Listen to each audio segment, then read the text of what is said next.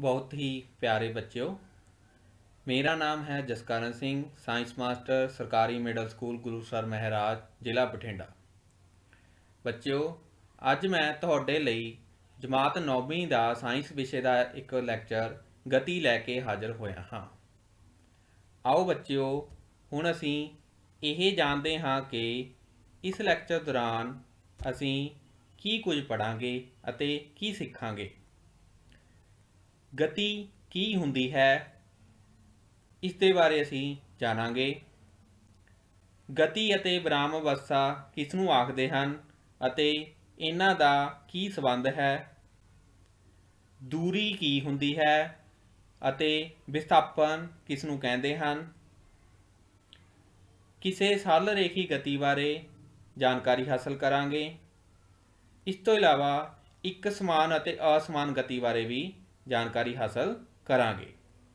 ਆਓ ਬੱਚਿਓ, ਹੁਣ ਅਸੀਂ ਸ਼ੁਰੂ ਕਰਦੇ ਹਾਂ ਗਤੀ ਅਤੇ ਵਿਰਾਮ ਅਵਸਥਾ ਬਾਰੇ। ਪਿਆਰੇ ਬੱਚਿਓ, ਤੁਸੀਂ ਆਪਣੇ ਸਕਰੀਨ ਦੇ ਉੱਤੇ ਦੇਖ ਸਕਦੇ ਹੋ। ਸਕਰੀਨ ਦੇ ਸੱਜੇ ਹੱਥ ਤੁਹਾਨੂੰ ਇੱਕ ਕਾਰ ਚੱਲਦੀ ਹੋਈ ਦਿਖਾਈ ਦੇ ਰਹੀ ਹੈ। ਇਸੇ ਤਰ੍ਹਾਂ ਉਸ ਦੇ ਨੀਚੇ ਤੁਸੀਂ ਦੇਖ ਸਕਦੇ ਹੋ ਚਿੱਤਰ ਵਿੱਚ ਇੱਕ ਵਿਅਕਤੀ ਭੱਜਦਾ ਹੋਇਆ ਦਿਖਾਈ ਦਿੰਦਾ ਹੈ। ਜਦੋਂ ਕਿ ਸਕਰੀਨ ਦੇ ਖੱਬੇ ਪਾਸੇ ਤੁਸੀਂ ਵੇਖ ਸਕਦੇ ਹੋ ਇੱਕ ਘਰ ਦਿਖਾਈ ਦੇ ਰਿਹਾ ਹੈ ਅਤੇ ਉਸ ਦੇ ਨੀਚੇ ਇੱਕ ਚਿੱਤਰ ਵਿੱਚ ਤੁਸੀਂ ਪੱਥਰ ਦੇ ਟੁਕੜੇ ਦੇਖ ਸਕਦੇ ਹੋ। ਬੱਚਿਓ, ਤੁਸੀਂ ਆਪਣੀ ਰੋਜ਼ਾਨਾ ਜ਼ਿੰਦਗੀ ਦੇ ਵਿੱਚ ਗਤੀ ਦੀ ਅਵਸਥਾ ਕਿਸ ਨੂੰ ਕਹਿੰਦੇ ਹੋ। ਆਮ ਤੌਰ 'ਤੇ ਤੁਸੀਂ ਕਿਸੇ ਚੱਲ ਰਹੀ ਵਸਤੂ ਨੂੰ ਗਤੀ ਆਖਦੇ ਹੋ। ਜਿਵੇਂ ਪੰਛੀ ਉੱਡਦੇ ਹਨ, ਮੱਛੀਆਂ ਪਾਣੀ ਵਿੱਚ ਤੈਰਦੀਆਂ ਹਨ, ਤੁਹਾਡਾ ਸਰੀਰ, ਸਾਹ ਚੱਲਦੇ ਹਨ, ਤੁਹਾਡੇ ਅੰਗ ਹੱਥ ਪੈਰ ਚੱਲਦੇ ਹਨ, ਗਤੀ ਕਰਦੇ ਹਨ, ਤੁਹਾਡਾ ਦਿਲ ਧੜਕਦਾ ਰਹਿੰਦਾ ਹੈ, ਤੁਸੀਂ ਇੱਕ ਜਗ੍ਹਾ ਤੋਂ ਦੂਜੀ ਜਗ੍ਹਾ ਚੱਲ ਕੇ ਜਾਂਦੇ ਹੋ। ਸਾਡੀ ਧਰਤੀ ਸੂਰਜ ਦੁਆਲੇ ਚੱਕਰ ਲਗਾਉਂਦੀ ਹੈ। ਇਸੇ ਤਰ੍ਹਾਂ ਗ੍ਰਹਿ ਹਨ ਜੋ ਅਸਮਾਨ ਆਕਾਸ਼ ਦੇ ਵਿੱਚ ਸੂਰਜ ਦੁਆਲੇ ਚੱਕਰ ਲਗਾਉਂਦੇ ਹਨ। ਤਾਂ ਇਹਨਾਂ ਤਰੀਕਿਆਂ ਨਾਲ ਅਸੀਂ ਗਤੀ ਨੂੰ ਪਰਿਭਾਸ਼ਿਤ ਕਰਦੇ ਹਾਂ। ਮਤਲਬ ਆਮ ਭਾਸ਼ਾ ਦੇ ਵਿੱਚ ਅਸੀਂ ਕਹਿੰਦੇ ਹਾਂ ਕਿ ਜੇ ਕੋਈ ਵਸਤੂ ਚੱਲ ਰਹੀ ਹੈ ਜਾਂ ਆਪਣੀ ਸਥਿਤੀ ਬਦਲ ਰਹੀ ਹੈ, ਉਸ ਨੂੰ ਅਸੀਂ ਗਤੀ ਆਖਦੇ ਹਾਂ। ਜਦੋਂ ਕਿ ਦੂਜੇ ਪਾਸੇ ਜੇਕਰ ਕੋਈ ਵਸਤੂ ਇੱਕ ਜਗ੍ਹਾ ਉੱਤੇ ਖੜੀ ਹੈ ਤਾਂ ਉਸ ਨੂੰ ਅਸੀਂ ਵਿਰਾਮ ਆਖਦੇ ਹਾਂ। ਜਿਵੇਂ ਤੁਹਾਡਾ ਘਰ, ਤੁਹਾਡਾ ਸਕੂਲ, ਉਹ ਉਸੇ ਜਗ੍ਹਾ ਉੱਤੇ ਰਹਿੰਦੇ ਹਨ। ਪਰ ਬੱਚਿਓ, ਜਿਵੇਂ ਕਿ ਤੁਸੀਂ ਜਾਣਦੇ ਹੋ ਕਿ ਸਾਡੀ ਧਰਤੀ ਸੂਰਜ ਦੁਆਲੇ ਚੱਕਰ ਲਗਾਉਂਦੀ ਹੈ, ਪਰੰਤੂ ਫਿਰ ਵੀ ਸਾਡਾ ਘਰ ਜਾਂ ਸਾਡੇ ਸਕੂਲ ਜਾਂ ਆਸ-ਪਾਸ ਦੇ ਖੇਤਰ ਉਸੇ ਜਗ੍ਹਾ ਦੇ ਉੱਤੇ ਹੀ ਰਹਿੰਦੇ ਹਨ। ਫਿਰ ਉਹ ਸਾਨੂੰ ਕਿਉਂ ਨਹੀਂ ਚੱਲਦੇ ਦਿਖਾਈ ਦਿੰਦੇ। ਇਸ ਕਰਕੇ ਗਤੀ ਦੀ ਜੋ ਇਹ ਧਾਰਨਾ ਹੈ ਕਿ ਜੋ ਵਸਤੂਆਂ ਚੱਲਦੀਆਂ ਹਨ ਉਸ ਨੂੰ ਅਸੀਂ ਗਤੀ ਕਹਿੰਦੇ ਹਨ, ਉਹ ਪੂਰਨ ਰੂਪ ਵਿੱਚ ਸਹੀ ਨਹੀਂ ਹੈ। ਆਓ ਗਤੀ ਨੂੰ ਸਮਝਣ ਲਈ ਅਸੀਂ ਕੁਝ ਹੋਰ ਟੌਪਿਕ ਅੱਗੇ ਕਰਦੇ ਹਾਂ। ਪਿਆਰੇ ਬੱਚਿਓ, ਹੁਣ ਦਿੱਤੇ ਚਿੱਤਰਾਂ ਨੂੰ ਧਿਆਨ ਨਾਲ ਵੇਖੋ। ਪਹਿਲੇ ਚਿੱਤਰ ਵਿੱਚ ਤੁਸੀਂ ਵੇਖ ਸਕਦੇ ਹੋ ਕਿ ਇੱਕ ਪੰਛੀ ਉੱਡ ਰਿਹਾ ਹੈ, ਉਸ ਦੇ ਨਾਲ ਇੱਕ ਘੋੜਾ ਦੌੜ ਰਿਹਾ ਹੈ ਅਤੇ ਹੇਠਾਂ ਇੱਕ ਕਾਰ ਚੱਲ ਰਹੀ ਹੈ। ਪਰ ਜੇ ਤੁਸੀਂ ਇਸ ਨੂੰ ਬੜੇ ਧਿਆਨ ਨਾਲ ਦੇਖੋ ਤਾਂ ਤੁਹਾਨੂੰ ਇੰਜ ਪ੍ਰਤੀਤ ਹੋਵੇਗਾ ਭਾਵੇਂ ਕਿ ਇਹ ਗਤੀ ਕਰਦੇ ਹੋਏ ਦਿਖਾਈ ਤਾਂ ਦੇ ਰਹੇ ਹਨ, ਪਰੰਤੂ ਇਹ ਇੰਜ ਲੱਗ ਰਹੇ ਹਨ ਜਿਵੇਂ ਇਹ ਇੱਕੋ ਜਗ੍ਹਾ 'ਤੇ ਹੀ ਖੜ ਕੇ ਹਿੱਲ ਰਹੇ ਹੋਣ।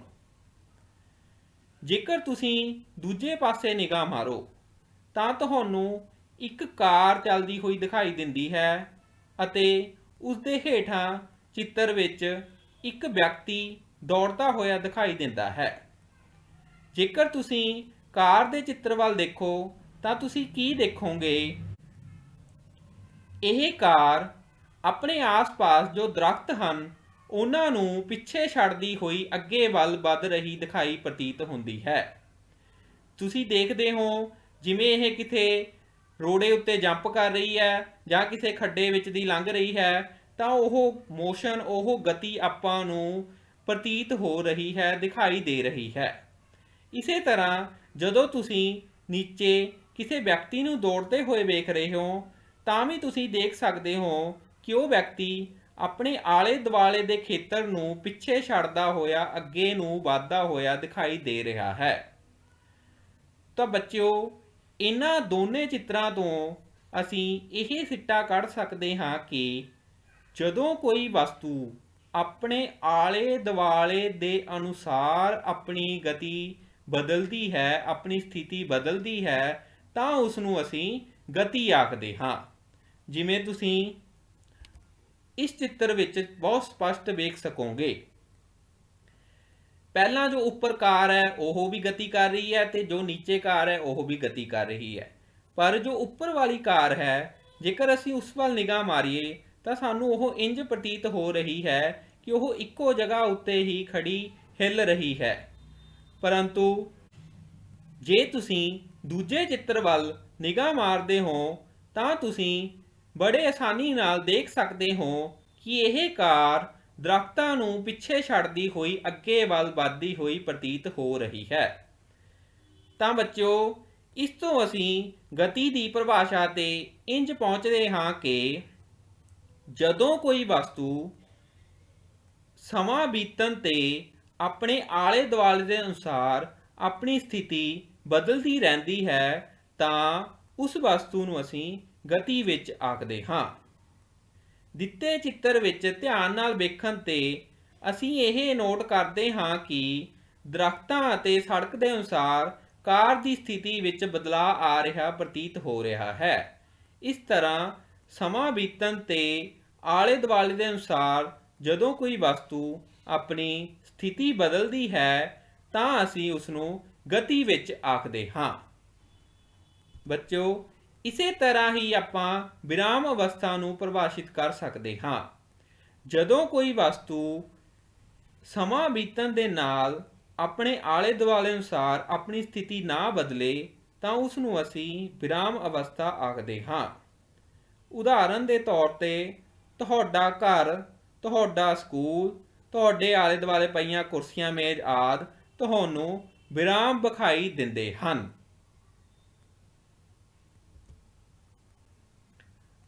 ਆਓ ਬੱਚਿਓ, ਹੁਣ ਅਸੀਂ ਇੱਕ ਮਹੱਤਵਪੂਰਨ ਟੌਪਿਕ ਬਾਰੇ ਗੱਲ ਕਰਦੇ ਹਾਂ, ਵਿਰਾਮ ਅਵਸਥਾ ਅਤੇ ਗਤੀ ਦੀ ਅਵਸਥਾ ਵਿੱਚ ਆਪਸੀ ਸਾਪੇਖਤਾ।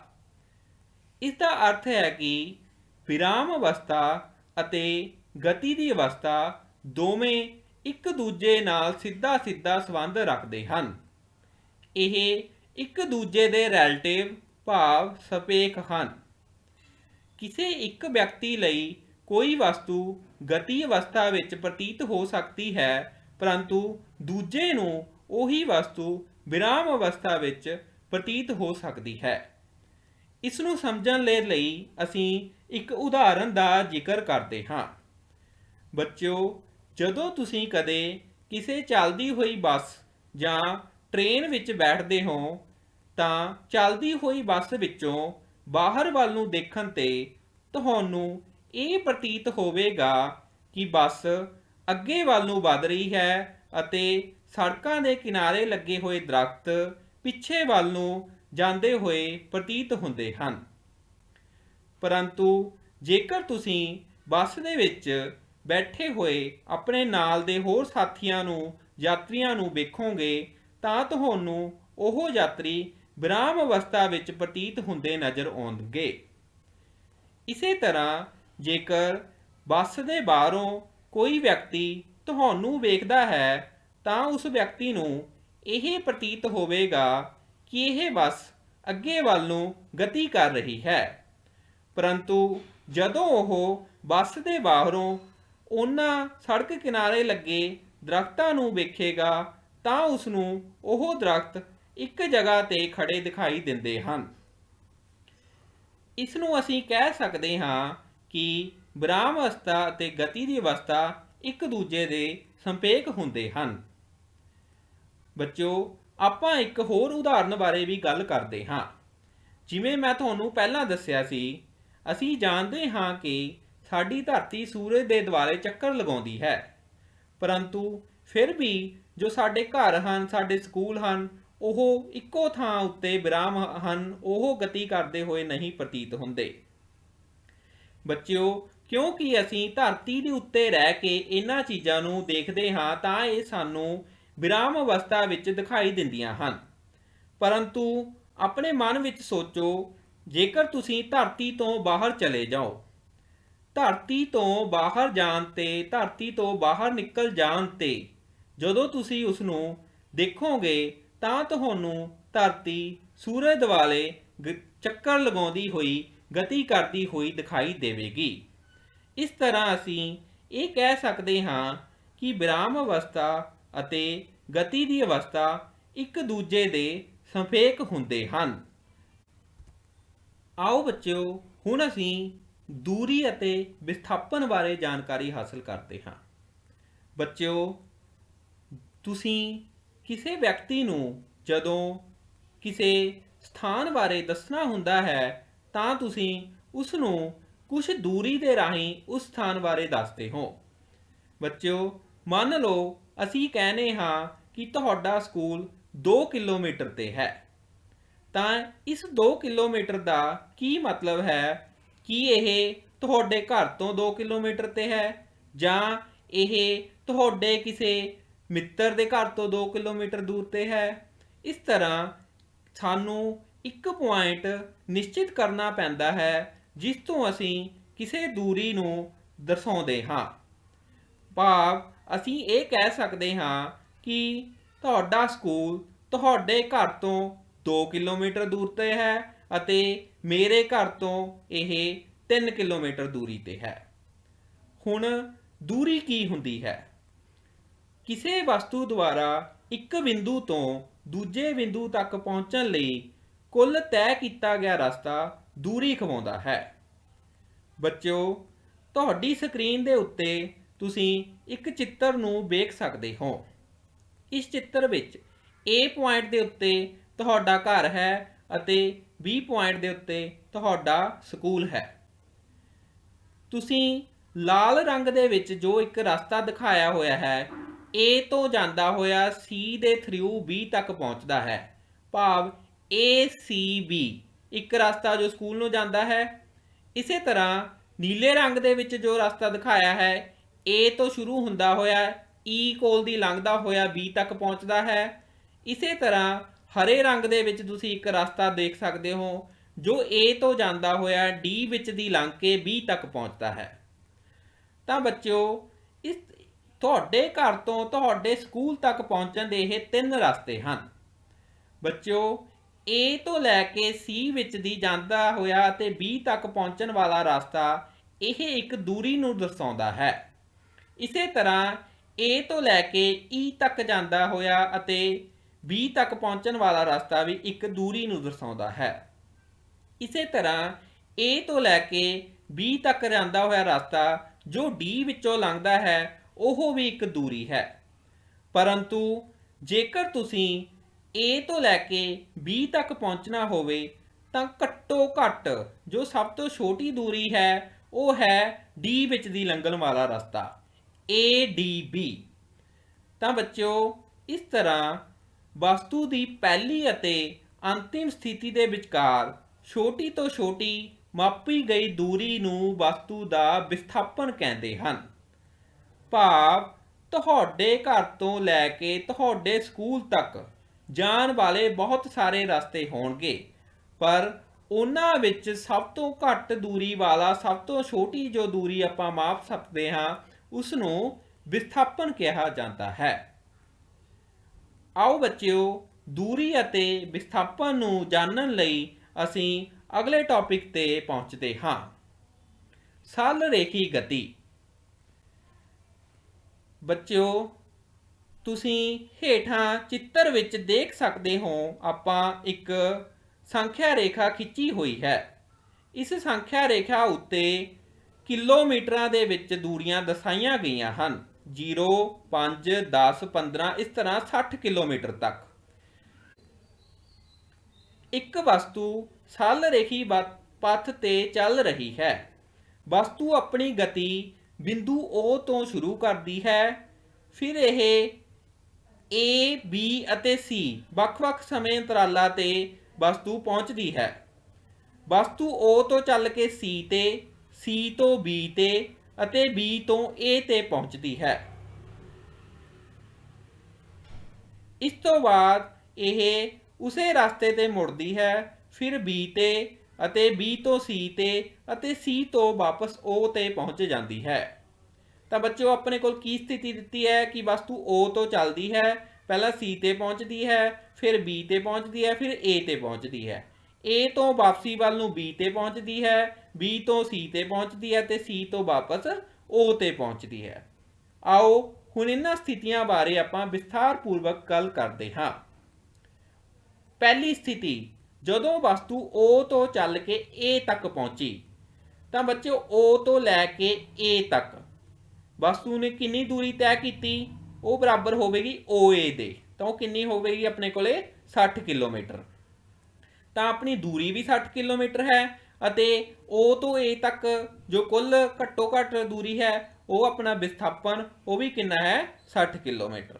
ਤਾਂ ਇਸ ਸਥਿਤੀ ਦੇ ਵਿੱਚ ਆਪਣੀ ਦੂਰੀ ਵੀ 60 ਕਿਲੋਮੀਟਰ ਹੈ ਅਤੇ ਵਿਸਥਾਪਨ ਵੀ 60 ਕਿਲੋਮੀਟਰ ਹੈ O ਤੋਂ A ਤੱਕ। ਹੁਣ ਆਪਾਂ ਦੂਜੀ ਸਥਿਤੀ ਦੀ ਗੱਲ ਕਰਦੇ ਹਾਂ। ਵਸਤੂ O ਤੋਂ A ਤੱਕ ਪਹੁੰਚੀ ਅਤੇ A ਤੋਂ ਵਾਪਸ B ਤੱਕ ਪਹੁੰਚੀ। ਤਾਂ ਬੱਚਿਓ ਆਪਣੇ ਕੋਲ ਜੋ ਦੂਰੀ ਹੈ ਉਹ ਕਿੰਨੀ ਉਸਨੇ ਅਸਲ ਦੇ ਵਿੱਚ ਕਿੰਨਾ ਰਸਤਾ ਤੈਅ ਕੀਤਾ?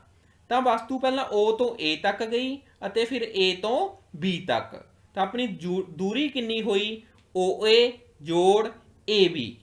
ਤਾਂ ਉਹ ਆਪਣੇ ਕੋਲੇ OA ਕਿੰਨੀ ਹੈ ਬੱਚਿਓ? 60 ਕਿਲੋਮੀਟਰ ਅਤੇ AB ਆਪਣੇ ਕੋਲ ਕਿੰਨੀ ਆ? 25 ਕਿਲੋਮੀਟਰ। ਇਸ ਤਰ੍ਹਾਂ ਆਪਣੀ ਕੁੱਲ ਦੂਰੀ ਕਿੰਨੀ ਹੋ ਗਈ? 85 ਕਿਲੋਮੀਟਰ। ਪਰ ਜਦੋਂ ਆਪਾਂ ਵਿਸਥਾਪਨ ਦੀ ਗੱਲ ਕਰਦੇ ਹਾਂ, ਵਿਸਥਾਪਨ ਕੀ ਆ? ਆਪਣੇ ਸ਼ੁਰੂ ਪੁਆਇੰਟ ਤੋਂ ਲੈ ਕੇ ਆਖਰੀ ਪੁਆਇੰਟ ਤੱਕ ਦੀ ਘੱਟੋ ਘੱਟ ਦੂਰੀ। ਤਾਂ ਉਹ ਆਪਣੇ ਕੋਲ ਸ਼ੁਰੂ ਪੁਆਇੰਟ ਸੀਗਾ O ਅਤੇ ਆਖਰੀ ਪੁਆਇੰਟ ਤੇ ਉਹ ਕਿੱਥੇ ਪਹੁੰਚੀ? B ਤੇ। ਤਾਂ ਜੋ O ਤੋਂ ਲੈ ਕੇ B ਤੱਕ ਆਪਣਾ ਵਿਸਥਾਪਨ ਹੈ, ਘੱਟੋ ਘੱਟ ਦੂਰੀ ਹੈ, ਉਹ ਕਿੰਨੀ ਹੋਈ? 35 ਕਿਲੋਮੀਟਰ। ਤਾਂ ਬੱਚਿਓ ਇਸ ਸਥਿਤੀ ਦੇ ਵਿੱਚ ਦੂਰੀ ਆਪਣੀ 85 ਕਿਲੋਮੀਟਰ ਅਤੇ ਵਿਸਥਾਪਨ ਆਪਣਾ 35 ਕਿਲੋਮੀਟਰ। ਆਓ ਹੁਣ ਆਪਾਂ ਇੱਕ ਹੋਰ ਤੀਜੀ ਸਥਿਤੀ ਦੀ ਗੱਲ ਕਰਦੇ ਹਾਂ। ਵਸਤੂ O ਤੋਂ ਚੱਲ ਕੇ A ਤੱਕ ਪਹੁੰਚੀ ਅਤੇ A ਤੋਂ ਵਾਪਸ B ਤੇ ਅਤੇ B ਤੋਂ C ਤੱਕ। ਭਾਵ ਵਸਤੂ O ਤੋਂ ਚੱਲ ਕੇ A ਤੱਕ ਅਤੇ A ਤੋਂ C ਤੱਕ ਪਹੁੰਚ ਚੁੱਕੀ ਹੈ। ਹੁਣ ਵਸਤੂ ਦੀ ਸਥਿਤੀ O ਤੋਂ C ਤੱਕ ਹੈ। ਤਾਂ ਬੱਚਿਓ ਦੂਰੀ ਕਿੰਨੀ ਹੋਈ? ਵਸਤੂ ਪਹਿਲਾਂ O ਤੋਂ ਲੈ ਕੇ A ਤੱਕ ਗਈ 60 ਕਿਲੋਮੀਟਰ, ਫਿਰ A ਤੋਂ B ਤੱਕ ਆਈ 25 ਕਿਲੋਮੀਟਰ ਅਤੇ B ਤੋਂ C ਤੱਕ ਆਈ 10 ਕਿਲੋਮੀਟਰ। ਤਾਂ ਜੋ ਕੁੱਲ ਉਸਨੇ ਰਸਤਾ ਤੈਅ ਕੀਤਾ, ਦੂਰੀ ਤੈਅ ਕੀਤੀ, ਉਹ ਆਪਣੇ ਕੋਲ ਕਿੰਨੀ ਹੋ ਗਈ? 95 ਕਿਲੋਮੀਟਰ। ਅਤੇ ਵਿਸਥਾਪਨ ਕੀ ਹੈ? ਆਰੰਭਿਕ ਸਥਿਤੀ ਹੁਣ ਹੈਗੀ ਹੈ O ਅਤੇ ਅੰਤਿਮ ਸਥਿਤੀ ਹੈਗੀ ਆ C। ਤਾਂ O ਤੋਂ C ਤੱਕ ਜੋ ਵਿਸਥਾਪਨ ਹੈ ਉਹ ਕਿੰਨਾ ਹੋਇਆ ਆਪਣੇ ਕੋਲੇ? 25 ਕਿਲੋਮੀਟਰ। ਤਾਂ ਇਸ ਸਥਿਤੀ ਵਿੱਚ ਦੂਰੀ ਆਪਣੇ ਕੋਲੇ 95 ਕਿਲੋਮੀਟਰ ਅਤੇ ਵਿਸਥਾਪਨ ਆਪਣੇ ਕੋਲੇ 25 ਕਿਲੋਮੀਟਰ। ਹੁਣ ਅਸੀਂ ਇੱਕ ਹੋਰ ਚੌਥੀ ਸਥਿਤੀ ਦੀ ਗੱਲ ਕਰਦੇ ਹਾਂ।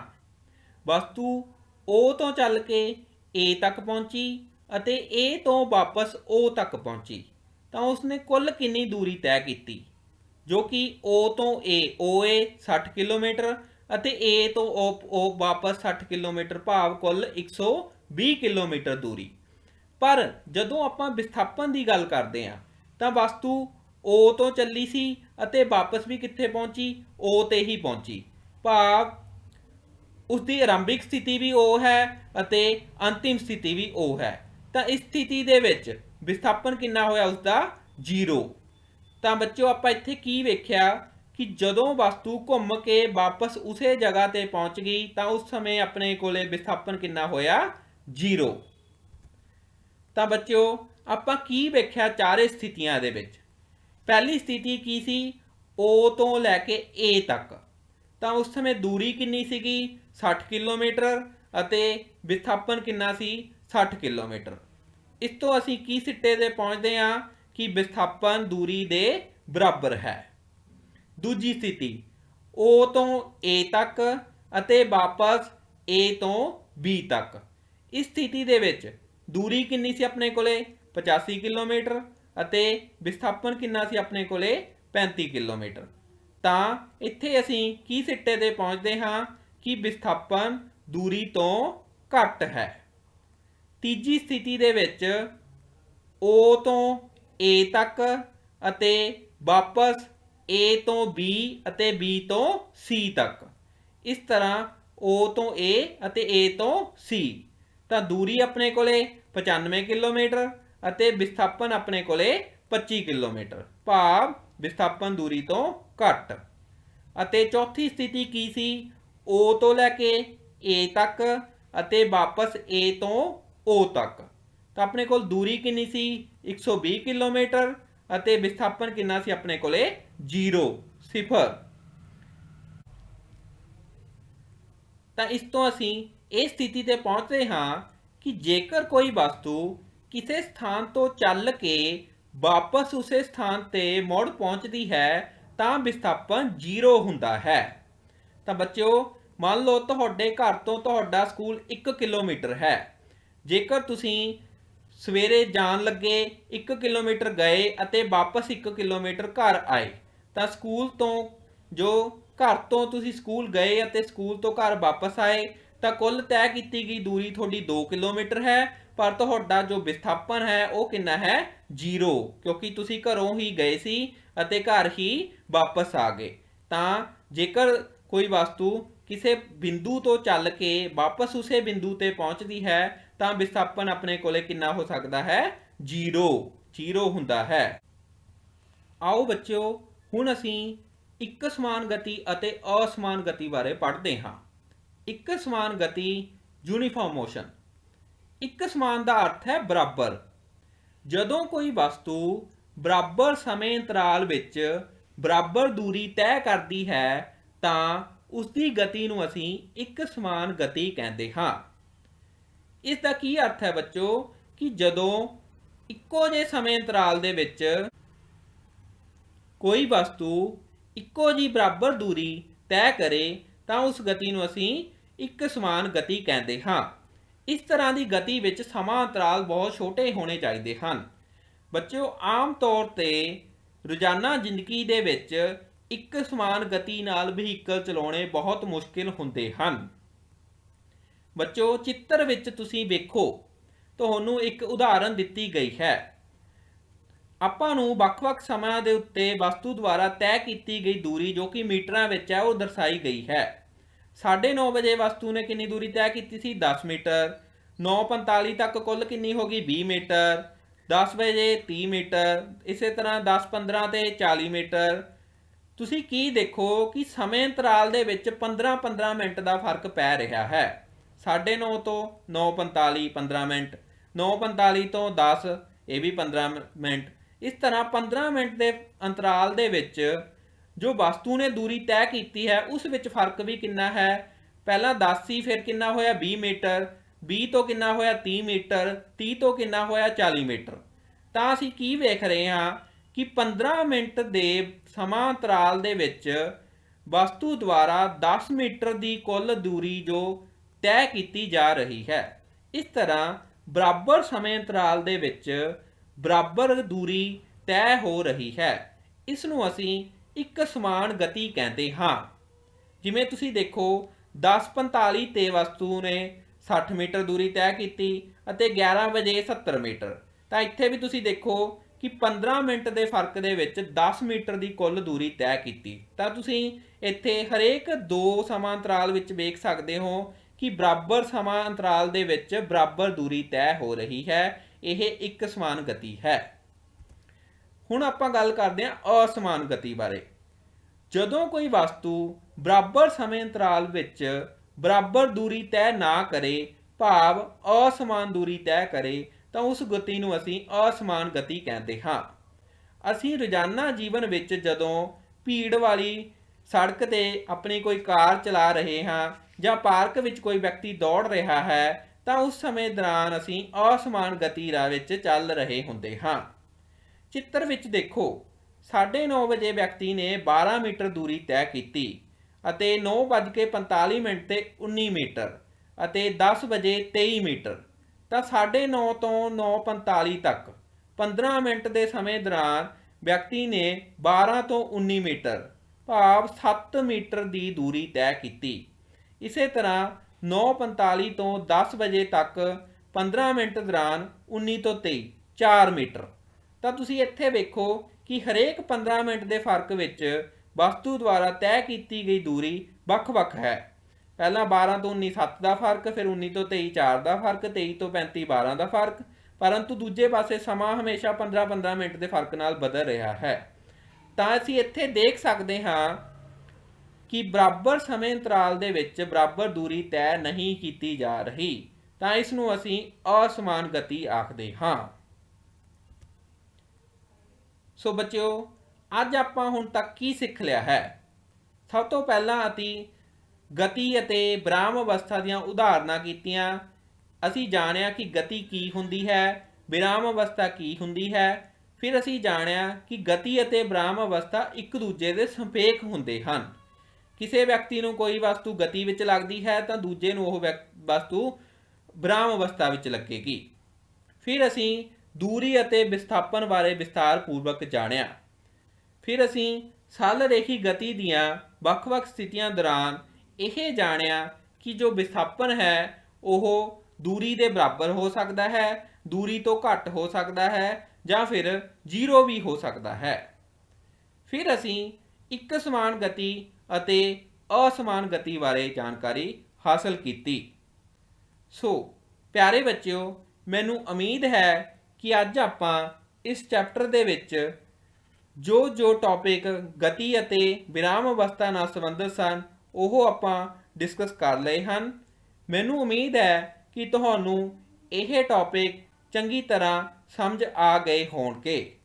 ਇਸ ਚੈਪਟਰ ਦੇ ਜੋ ਬਾਕੀ ਟੌਪਿਕ ਹਨ ਉਹ ਤੁਹਾਨੂੰ ਅਗਲੇ ਲੈਕਚਰਾਂ ਦੌਰਾਨ ਪੇਸ਼ ਕੀਤੇ ਜਾਣਗੇ। ਧੰਨਵਾਦ।